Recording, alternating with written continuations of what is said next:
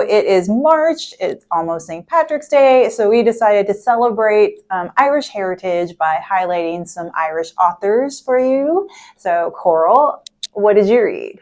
I wrote it. I'm Irish. She's going to take credit for it. Yes, I wrote it. Hello and welcome to another episode of Books and Banter. I'm Jamie. And I'm Coral. So it is March, which means it is almost St. Patrick's Day, and we thought we would celebrate some Irish heritage by highlighting some Irish authors. All right, Coral, what did you read? I read Brooklyn by Colm Tóibín. This is a historical novel that takes place after World War II. It follows a young woman, Eilish. She lives in Ireland, but unfortunately at this time, the Irish economy was very poor. There weren't a lot of jobs, and even though she's really accomplished in bookkeeping, she's very intelligent, there just is no jobs for her. So she is actually, there is a priest who offers to sponsor her trip to America, where he assures her she can find a good job. He's got like a starter job for her, and he's got a place for her to live. It really is just wrapped up perfectly. And Eilish is kind of wishy-washy about it. Yeah. She lives with her mother and her older sister, who is very accomplished, who was able to find a job in Ireland. Her brothers have left the country already. Her father has passed, so she feels kind of like she's abandoning them.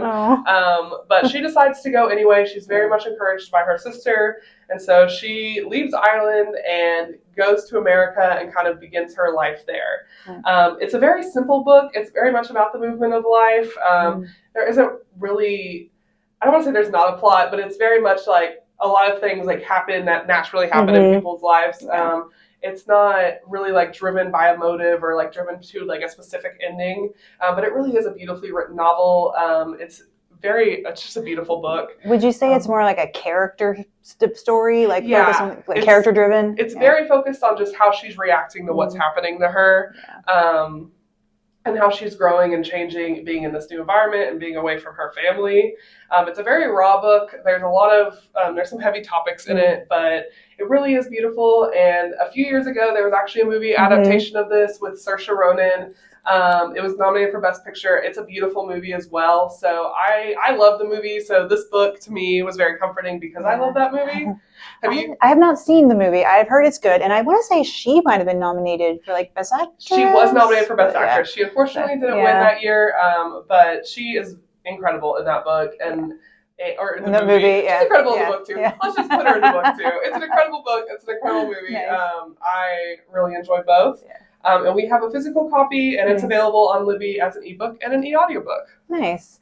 Well, I think it's interesting what you say about your book being not a lot of plot and being character driven, because I think mine is very similar. So I read Better by Far by Hazel Hayes, and it's an adult fiction novel, and it's about a woman named Kate, and she and her boyfriend Finn have just broken up, but they still have like 12 weeks left on their lease. So they decide they're going to share their home, but they're going to take turns living there. So every week they're going to alternate and switch out on Sundays. And then while one is in the home, the other one will be like staying with family or friends. So it's actually told in second person from Kate's perspective as she is writing to Finn, like just about life and how she's feeling and stuff. And so it turns out it's kind of not so much about the breakup, it's more just about grief. Because as she's dealing with the grief of the breakup, she really kind of actually starts dealing with the grief of her mother died when she was young, so she's kind of dealing with that grief. So we always, have like content warnings at the end of these videos, but I'll go ahead and give one for this now, that this really it's very heavy about grief. And Kate, also suffers from like some nightmares, and be aware of that. But I thought it was a really kind of an interesting book. It's different from stuff that I normally read. Like when I first read the description, I thought that it was going to be focused more on like the breakup and like being sad about that, which she is. But yeah, it's really, really about her relationship with her family, her mom, and then also like with her dad too. I will say like some of the there's some secondary characters, but they don't have as much character development as Kate does.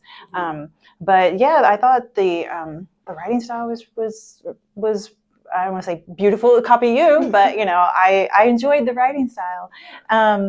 So this is also, I listened to the audio, and I would recommend that because it's read by the author, so you get to listen to her Irish accent. So, but I listened to that, so it's available on audio on Libby and ebook on Libby, and we also have it in print. So. Yeah, so both these books seem to have heavier topics, so we definitely, if that's not your speed, if you're looking for more upbeat, lighter reads, please check out some of our other videos or ask one of your local librarians because we would love to help you find the perfect book for you. We have so many books. But on that note, thank you so much for watching. Please subscribe to Pioneer Library System's YouTube channel for more books and banter, and we'll see you next time. Bye!